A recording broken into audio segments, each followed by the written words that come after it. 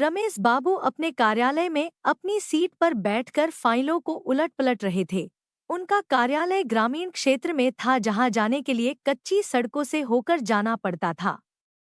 अरे इतना ही नहीं, कार्यालय के आसपास में जंगली पौधों की अधिकता थी। कहीं-कहीं तो ये जंगली पौधे इतने सघन थे कि एक घने जंगल के रूप में दिखते थे। कार्यालय के मुख्य दरवाजे को छोड़ दे तो बाकी हिस्से पूरी तरह से घास-फूस आदि से ढके लगते थे। कार्यालय के कमरों की खिड़कियों आदि पर लंबे-लंबे घास-फूसों का साम्राज्य था। दिन में भी कार्यालय में एक हल्का अंधकार पसरा रहता था, जिससे ऐसा लगता था कि यह कार्यालय हरी-भरी वादियों में शांत मन से बैठा हुआ किसी गहरे चिंतन में डूबा हुआ हो। क्योंकि इस कार्यालय में कुल कर्मचारियों की संख्या मात्र 5 ही थी, जिसमें से एक राम खेलावन थे, जो चपरासी के रूप में यहाँ अपनी सेवा दे रहे थे। राम खेलावन ही वह व्यक्ति थे जिनके कार्य व्यवहार से यह शांत कार्यालय कभी-कभी मुखर हो उठता था और कर्मचारियों की हंसी ठिठोली से जाग उठता था। राम खेलावन जी पास के ही एक गांव के रहने वाले थे और प्रतिदिन कोई न कोई असहज घटना कार्यालय के बाकी 4 कर्मचारियों को सुनाया करते थे। वे विशेषकर जब भी कार्यालय में प्रवेश करते तो सबसे पहले रमेश बाबू के कमरे में जाते और राम राम कहने के साथ ही शुरू हो जाते कि बाबू कल तो गांव में गजब हो गया था। रमदैया को जंगल में चुड़ैल ने पकड़ लिया था तो मनोहर का सामना एक भयानक भूत से हो गया था। जब तक राम खेलावन जी सभी कर्मचारियों से मिलकर कुछ भूत प्रेत गांव-गड़ा की बातें नहीं बता लेते, उन्हें कल चैन नहीं पड़ता था। कोई कर्मचारी राम खेलावन की बातों को सहजता से सुनता तो कोई केवल हाँ करके उस ओर कान नहीं देता और उन्हें स्टोव जलाकर चाय बनाने के लिए कह देता या पानी की ही मांग करके उनसे बचने की कोशिश करता। पर राम खेलावन की बातों को रमेसर बाबू बहुत ही सजगता से सुनते और पूरा ध्यान देते हुए बीच-बीच में हाँ करने के साथ कुछ सवाल भी पूछते। एक दिन की बात है, राम खेलावन जी कार्यालय थोड़ा जल्दी ही पहुंच गए और सीधे रमेश बाबू के कमरे में घुस गए।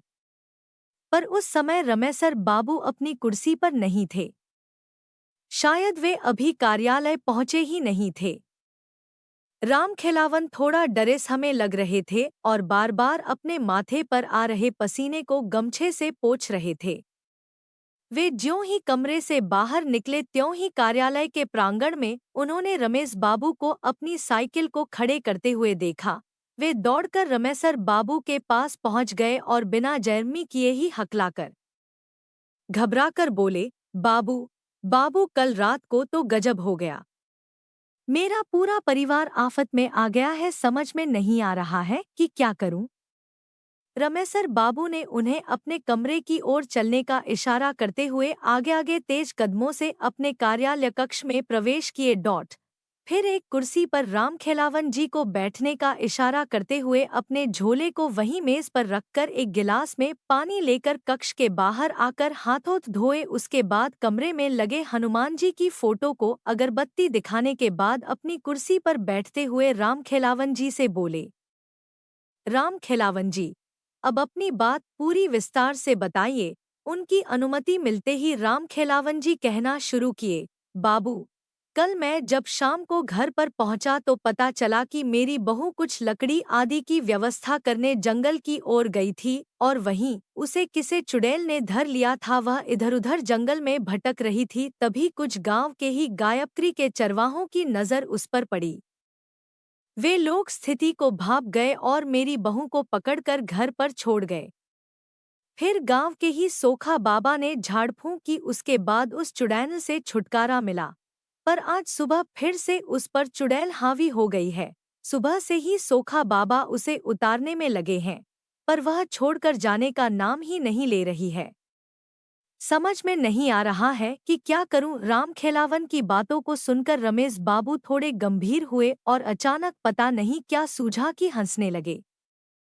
रमेश बाबू की यह हालत देखकर राम खेलावन जी तो और भी हक्के बक्के हो गए। उन्हें समझ में नहीं आया कि आखिर इनको क्या हो गया।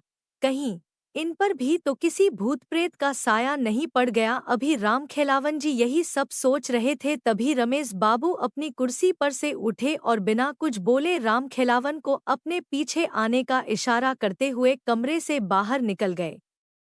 कमरे से बाहर निकलकर रमेशर बाबू पास की ही एक झाड़ी से कुछ पत्तों को तोड़ा और मन ही मन कुछ मंत्र बुदबुदाए। फिर राम खेलावन को उन पत्तों को देते हुए बोले कि आप इसे पीसकर अपनी बहू को पिला दें और अपने घर पर ही रुकें।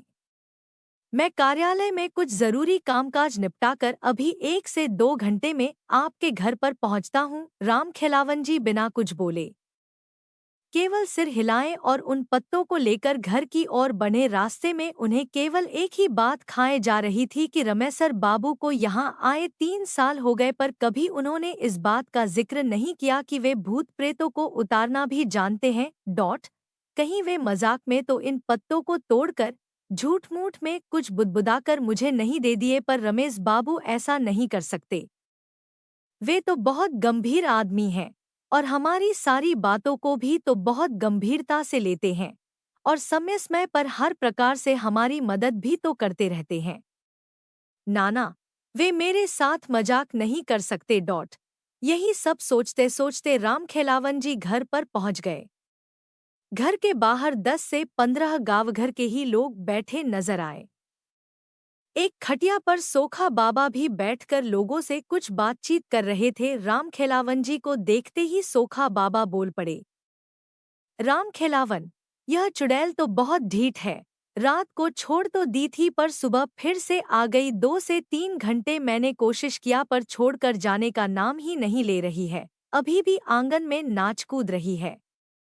मेरे मंत्रों का अब तो उस पर कुछ असर भी नहीं हो रहा है, यहाँ तक कि मेरा भी मजाक उड़ा दी। इतना सब होने के बाद मैं उसे छोड़कर बाहर आकर बैठ गया हूँ। मैं अब कुछ नहीं कर सकता। मेरा जितना पावर था वह सब अजमा लिया। राम खेलावन जी सोखा बाबा के ही बगल में बैठते हुए अपनी लड़की को आवाज लगाए। उनकी लड़की घर में से दौड़ते हुए बाहर निकली। फिर राम खेलावन जी ने उन पत्तों को उसे देते हुए कहा कि अभी इसे पीसकर बहू को पिला दो, अगर नानुकर करती है तो जबरदस्ती पिलाओ। इसके बाद राम खेलावन की लड़की उन पत्तों को लेकर घर में गई तथा उन पत्तों को पीसकर अपनी भाभी को पिलाई। अरे यह क्या! एक घूंट अंदर जाते ही राम खेलावन जी की बहू तो काफी शांत हो गई और वहीं आंगन में ही एक तरई पर बैठ गई। अब उसके व्यवहार में काफी अंतर आ गया था। उसका कूदना नाचना बंद हो गया। राम खेलावन जी की लड़की दौड़ते हुए घर में बाहर निकली और राम खेलावन जी की ओर देखकर बोली, बाबू, बाबू भौजी को अब आराम हो गया है। वे आंगन में ही अब शांति से बैठ गई हैं। बाहर जितने लोग बैठे थे वे सब हतप्रभ हो गए। आखिर जो चुड़ैल इतने बड़े सोखा से बस में नहीं आई, वह 2-4 पत्तों को पिलाने से कैसे बस में आ सकती है?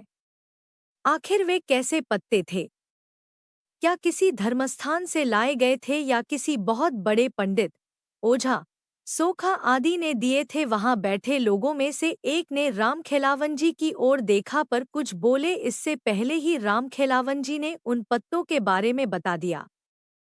सभी लोग बिन देखे उस रमेश बाबू के प्रति नतमस्तक हो गए। सोखा बाबा ने कहा कि वास्तव में आपके रमेश बाबू तो बहुत पहुंचे निकले। जिस चुड़ैल को बस में करने के लिए मैंने सारे के सारे हथकंडे अपना लिए, उसे उनके मंत्रित 2-4 पत्तों ने बस में कर लिया। फिर तो राम खेलावन जी थोड़ा तन कर बैठ गए और लगे रमेशर बाबू का गुणगान करने। अभी वे लोग आपस में बात कर ही रहे थे, तभी रमेश बाबू की साइकिल वहां रुकी। रमेश बाबू को देखते ही राम खेलावन जी दौड़कर रमेशर बाबू के हाथ से साइकिल लेकर खुद ही खड़ी करते हुए बोले, रमेश बाबू, आपके पत्तों ने तो कमाल कर दिया। अब बहू काफी अच्छी है और शांति से आंगन में बैठी है। रमेश बाबू के इतना कहते ही वहां बैठे सभी लोग खड़े हो गए और रमेश बाबू की जयरमी करने लगे। रमेश बाबू सबका अभिवादन स्वीकार करते हुए उन लोगों के बीच ही एक खाट पर बैठ गए। फिर रमेश बाबू ने राम खेलावन जी की बहू को घर में बाहर बुलवाया। वह काफी शांत थी, पर रमेश बाबू को लगा कि अभी भी वह चुड़ैल यहीं है और पत्ते का असर खत्म होते ही फिर से इसे जकड़ लेगी। रमेश बाबू ने राम खेलावन जी की बहू को अपने पास बैठने का इशारा करते हुए कुछ मंत्र बुदबुदाने लगे। दोस्तों, आगे बढ़ने से पहले हमारे YouTube चैनल को सब्सक्राइब एंड वीडियो को लाइक भी कर दीजिएगा। तो बढ़ते हैं वीडियो की ओर। अरे यह क्या!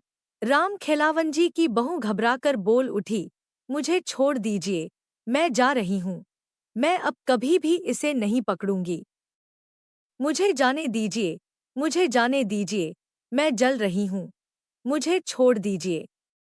उस चुड़ैल को इस तरह गिड़गिड़ाते हुए देखकर राम खेलावन जी की काफी हिम्मत बढ़ गई। वे बोल पड़े, रमेश बाबू, इसे छोड़िएगा मत, इसे जलाकर भस्म कर दीजिए। पर वह चुड़ैल राम खेलावन जी की ओर ध्यान न देते हुए रमेश बाबू की ओर दयनीय स्थिति में देखते हुए अपने प्राणों की भीख मांगती रही। रमेशर बाबू काफी गंभीर लग रहे थे। वे राम खेलावन जी की बहू की ओर गुस्से से देखते हुए बोले कि तुम कौन हो और इसे क्यों पकड़ी? इस पर वह चुड़ैल गिड़गिड़ाते हुए बोली कि मैं पास के ही जंगल में रहती हूँ।